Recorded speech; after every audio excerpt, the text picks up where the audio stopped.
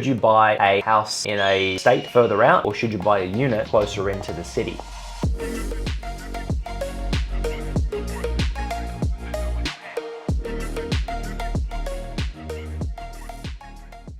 I'm going to explain a little bit about my thoughts and opinions on this and what I've personally done in the past with the different strategies of building my own portfolio. Sometimes if you've got a budget of, let's say, $400,000. Take the Perth market, for example, right now. You can buy a house that is a little bit further out, maybe about 25, 30 kilometers from the city, which is still pretty close commute to the city itself. And you can pick up a house for around 400,000 out there at the moment, which is still really, really affordable. Whereas Brisbane, you used to get them at that price, and Adelaide, now they've all kind of gone up. So Perth is one of the last affordable states, I truly believe. If you were to compare that house that's further out in the Perth as an example right now, and you had a budget of 400,000, closer you go to the city, as you can imagine, to me it's just common sense, the more expensive usually the price gets, because you get closer to the city, the more expensive the land gets, the more maybe popular the location is, the more expensive it is, the closer to high-end schools and all that kind of stuff happen. But basically, the more blue chip it gets, the closer you get to the city, and the more expensive it gets. You definitely won't be able to get a house for 400,000 because houses closer into the city might be worth 1 million or 2 million or 3 million. You may be able to buy,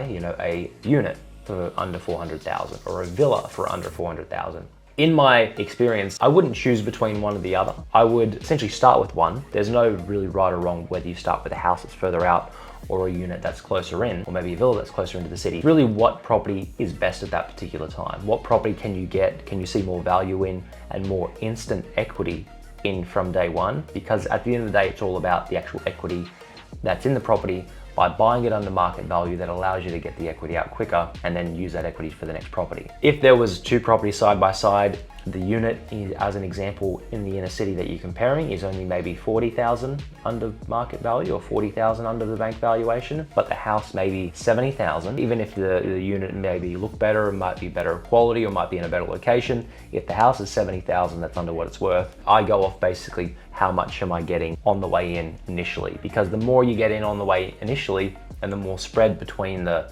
margin of the purchase price and what it ultimately can be valued at, the earlier and the quicker and the faster you can get the actual equity out of the property. If it was the unit that was 70,000 and the house was only 40,000 under market value, then I'd take the unit. At that particular time, you basically have to pivot and go with whichever one which will allow you to move forward quicker. Myself and my portfolio, I've bought properties that are closer into the city, and I've also bought ones that are further out. So houses further out, units closer in, townhouses closer in, houses further out. The closer into the city that you buy actual house, you'll notice the lower the yield is as well. So not only the higher the price, but the lower the yield. So if you buy a property that's very close to the city and it's $2 million, it likely will not rent for $4,000 a week. If it's worth $2 million, it might only rent for $800 a week. And that might be a 2 or 3% yield. Whereas if you picked up a house that maybe is 25 kilometers or 30 kilometers in a area that's growing, and people are moving out to that area because they're getting priced out of other markets.